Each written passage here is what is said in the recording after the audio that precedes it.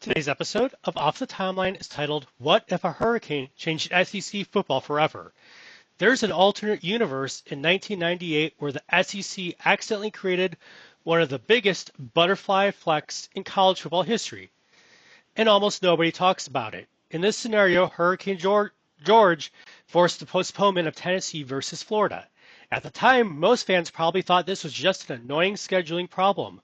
But what if moving that game by 6 weeks quietly changed the future of Tennessee, Florida, LSU, and Auburn football forever in this parallel universe? And honestly, once you start pulling on this thread, the ripple effects get pretty crazy because timing in college football matters way more than people realize. One injury matters, one upset matters, one delayed game can completely alter the emotional pressure around an entire season.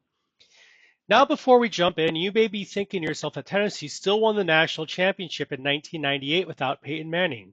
So how much could really change? Well, a lot actually, because back then, Florida owned Tennessee. And even though Tennessee was loaded in 1998, there were still major questions about whether Phil Fulmer could truly beat Florida. So when the hurricane arrives and forces the game into November instead of September in this alternate history, the entire emotional rhythm of the SEC changes.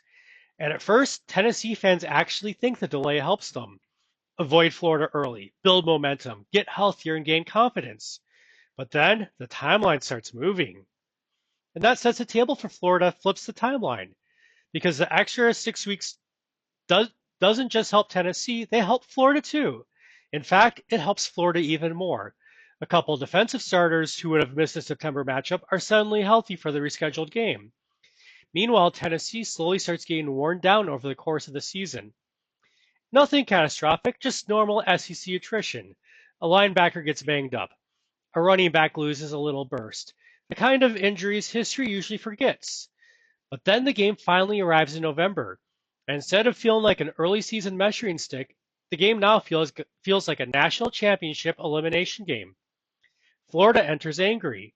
Tennessee enters tense. And in this alternate universe, Florida narrowly wins 31 to 27. Not a blowout. Honestly, the close game makes it even worse because now the entire SEC picture changes instantly. Florida controls the conference race. Tennessee no longer has a margin for error. And suddenly the SEC turns into absolute chaos because this altered schedule changes way more than just one result. And that sets the table for LSU creating SEC chaos. And here where the effects start accelerating because after the win over Tennessee, Florida suddenly starts carrying enormous pressure. Every week becomes don't mess this up. And eventually that pressure culminates at the worst possible time on the road at LSU. Night game, hostile crowd, classic late 90s SEC weirdness. And LSU pulls the upset. Now suddenly the SEC has one loss Florida, one loss Tennessee, and a rising LSU. And the conference race becomes complete chaos. Meanwhile, the national media starts treating the SEC differently too. Instead of one dominant powerhouse, the conference now looks deep and unpredictable. And weirdly enough, this changes how several SEC programs think about their future, especially Auburn, because Auburn looks at the changing conference landscape and sees opportunity. And this is where the long-term timeline really starts breaking. And that sets the table for Auburn's sees the future. In real life, a lot of the SEC programs in the late 90s still leaned conservative offensively, but in this alternate timeline, Auburn boosters become convinced the SEC is about to modernize rapidly. And because of that fear, Auburn starts making aggressive decisions earlier than they originally would have. They target younger offensive minds earlier. They prioritize quarterback recruiting more. They start pushing for more exciting offenses before the rest of the conference fully commits to it. And honestly, this becomes one of the sneakiest important ripple effects in the entire universe. Because now Auburn starts taking recruits they normally wouldn't get. One quarterback flips. One receiver changes his visit schedule. One assistant coach ends up at Auburn instead of another SEC school. And once recruiting starts moving, entire decades start moving too. That's the scary thing about college football butterfly effects. Nobody notices the moment history actually changes. At the time, all these decisions feel smaller, but eventually those small decisions start stacking together. And meanwhile, Tennessee is still trying to recover from their loss to Florida. And that sets the table for Tennessee's sliding doors moment. Now, this is important. This is not a collapsed universe for Tennessee. There's still a major power in this timeline. But not winning the 1998 national championship changes the way the program is viewed nationally. Just slightly. And honestly, slight changes are all you need. Because now Philip Fulmer loses that national championship coach aura.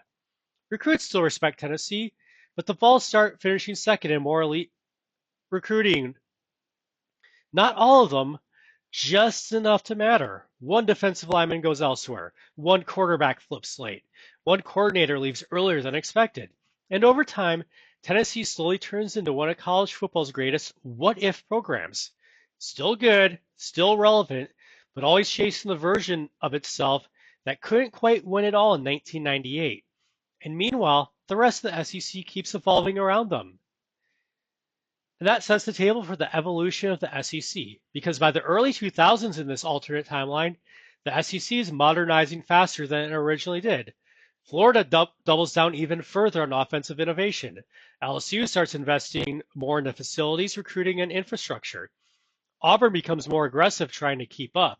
And Tennessee spends years trying to stabilize itself at the top of the conference again, which honestly creates one of the most chaotic SEC stretches imaginable. And the craziest part is that nobody at the time would connect any of this back to this game postponed by a hurricane, because every individual change feels explainable on its own. That's how real butterfly effects work. Nobody knows this history changing while it's happening. And you may be thinking to yourself that one postponed game still shouldn't be enough to alter an entire conference. But college football history is full of tiny, timing-based moments that change everything. One upset changes a coaching hire. One coaching hire changes recruiting. One recruiting class changes a decade, especially in the late 90s SEC where the margins between these programs were incredibly thin. And honestly, that's why this alternate history feels strangely real.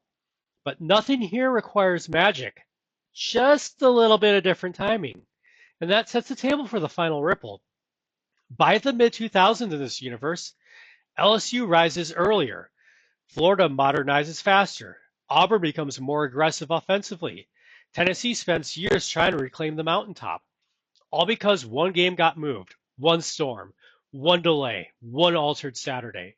And honestly, that's what makes college football so fascinating. The sport feels massive, but somehow its entire future can change because of one tiny moment nobody takes seriously at the time. And somewhere out there, there's probably another college football universe where Tennessee and Florida played exactly when they were supposed to, and the entire SEC evolved differently because of it. If you enjoy college football alternate history, make sure to hit like, comment, subscribe, and I'll see you in the next timeline.